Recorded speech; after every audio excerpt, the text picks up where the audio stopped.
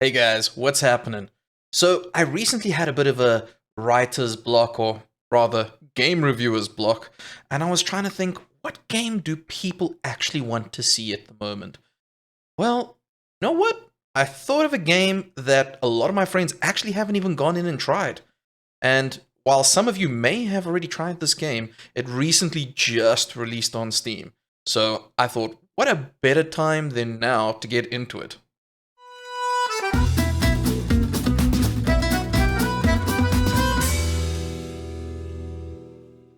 So yes, today's video is about Satisfactory. Like I said, a lot of my friends have actually not even touched this, and I know that they would enjoy it. But maybe I'm getting ahead of myself, and we'll leave that for the rest of the review itself, to see whether it's your game or not. Just a reminder, I do stream on Twitch, Mondays, Tuesdays, and Thursdays. Links in the description below. So come on in, let me know what you think of my reviews. Let me know what you want to see next, maybe in terms of reviews. Hey, we could even look at even older games. Why not? If that's something you guys want to look at, cool, let's do it.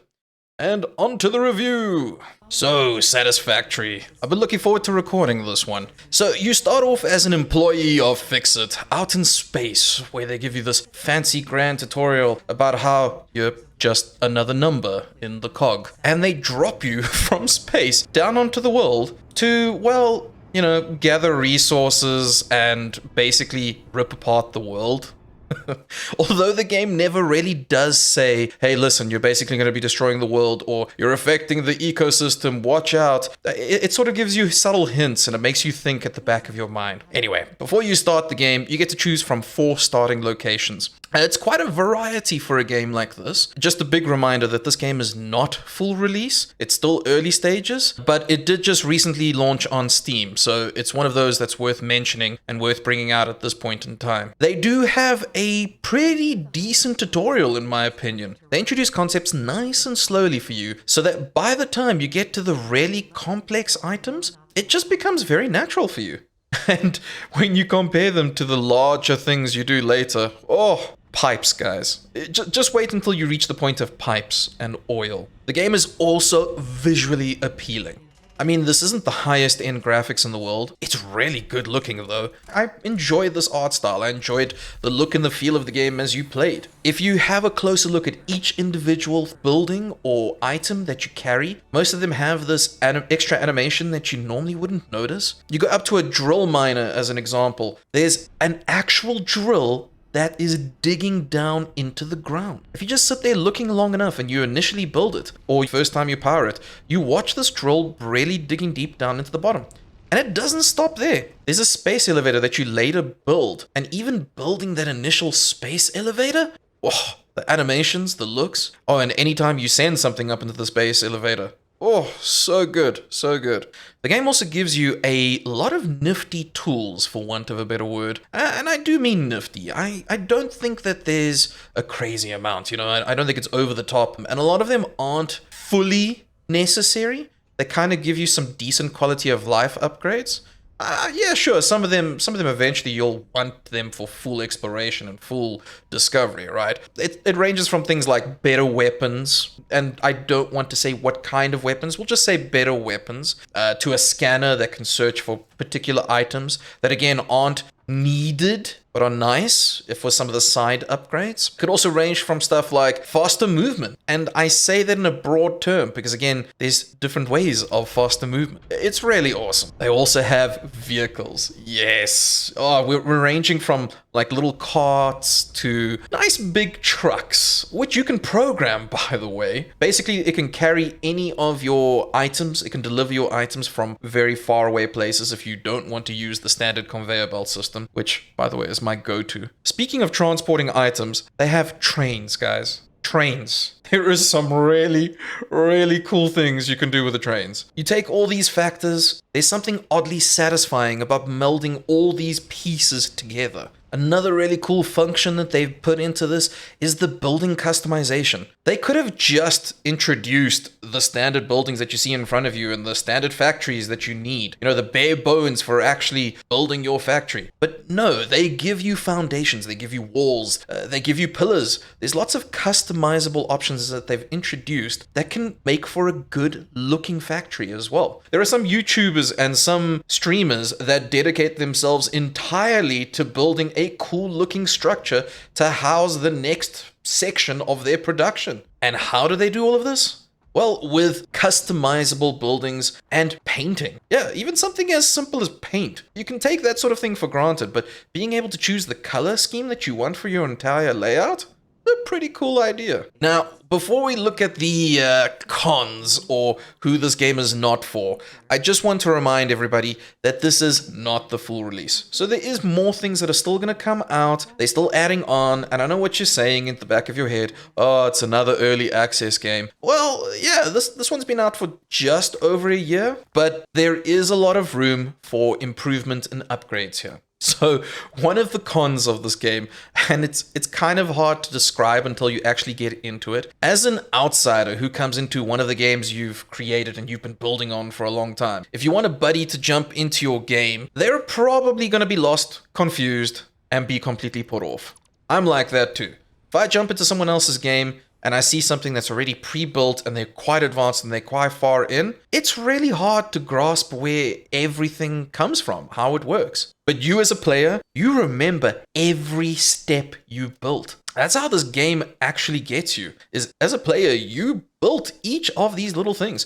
You know that that section of the factory was built for this purpose, and it was designed to send coal down in that direction. But someone who's just jumped in, they're going to struggle. So I do recommend, if you are going to play this multiplayer, which by the way is up to 4 players, I do recommend that if you are going to be playing with other players, that you all start at the same time to avoid confusion. Another factor to consider with this game is there is no character customization. When you get into the game, that's your character. It's done. You don't change it, you don't change the look of it. And to be honest, I don't think it needs character customization. But it's worth noting anyway for those that love their designing of characters and the unique looks. No, at the end of the day, you're going to look like everybody else in this game. One of the factors I left on the con side here is enemies.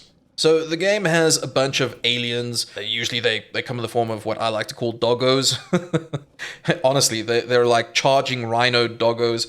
There are some that spit, and yeah, there's a few variances of different aliens that you can get. Let's call it a handful of them. And they range in different sizes too. You kill them, you plant something nearby, they're gone. They're almost a non-factor. They almost don't fit into the game and make you worried at all. By the time you start playing this game, it's a relaxed version of Factorio, I suppose. Sure, this one's 3D or third person / first person versus playing Factorio, which is a top-down view. It's a completely different model when it comes to the hostile environment. Factorio, you've got constant invasions of aliens coming in and destroying your base, and you've got to build defenses. This game has none of that. And at first I was really upset. I really loved that aspect of Factorio. But Satisfactory, it's grown on me on that aspect where it's meant to be a peaceful builder and you want to min-max as much as possible, or you want to make your efficiency as much as possible in a very relaxed environment. On the concept of a more peaceful, relaxed game, the other thing to note is that there are unlimited resources. So if you tap into a iron node, as an example, you're tapping into some iron that you're collecting, or some coal, or whatever material it is that you end up collecting, that resource is infinite. The only thing that it slows you down is how much you can pull out at a time. So if you wanted to collect 60 iron per minute, yeah, that's where your limitation is going to be. I know this is going to sound weird again for anybody who has not seen any of these types of games, but comparing it to other games similar in the genre with a limited amount, like Factorio, again, using that as an example, the game has pretty much been designed around the unlimited resource kind of vibe. In Factorio, you are just infinitely expanding and running out because you've run out of coal, you've run out of iron, and if you run out of those items, your whole base could shut down and it could be a serious problem for you. But in this game, no, it's a lot more peaceful. So on the personal front, this is one of those games I just keep coming back to. I've said this in a couple of my reviews, and honestly, this is one of my favorite business models for a game. I buy said game for a decent amount. You know, I don't think this one's too expensive either. And every couple of months, they bring out an update or they bring out new content for it. And even if there isn't new content, it's just one of those games I can keep coming back to and playing over and over, starting a whole brand new world with friends as often as I want to. And it just feels like there is that level of replayability over and over. And one thing I really need to add, it's very, very addictive. There have been times where I've just looked at the clock and I've gone, wait, what? It's 2 hours past when I'd normally sleep? Maybe just 5 more minutes. Wait, it's another hour since I last said I was gonna go to bed? What? What happened to the time? It's a really addictive game. So in short, would I recommend this game? Oh, definitely yes. This is one of my go-tos. It is one of my current games that I can't put down, that I keep going back to. And if this genre entices you just even a little, buy it, guys. Buy it. It is so worth it. So, what did you guys think of this game? I'd love to hear your opinions on the video. Is there anything I should have added extra? Is there anything you think that sticks out about this game if you have played it that I didn't get to mention? Just a reminder, I always try avoid the spoilers. I don't really want to show the entirety of the game up front. So, bear that in mind when commenting or coming up with what you think I should have left out or added. Let me know. Is there anything else you want to see added in these ways? You know, comments down below. Like, subscribe, hit that bell. You know how these things go by now. Oh, and if you want something more one-on-one experience, you want to come and chat with me directly, you guys know where to catch me by now. On Twitch, Mondays, Tuesdays, and Thursdays. Links in the description below. Well, that's all for now, at least for this video. Until next time, guys. See ya. Here by these palm trees, and there's lanterns, and it shows a glowing chest under the ground. It's the one that says birthday party in the book. I thought Marz set down an exploding barrel behind me and lit it and ran. What, you thought he did? Yep. That's kind of rude. Do you think I'd ever do that, Jen? Did you do that? You did do that. No, look at me. Look at my stream. I'm literally carrying an ammo box. No, it was way before that. There was a skeleton you just killed.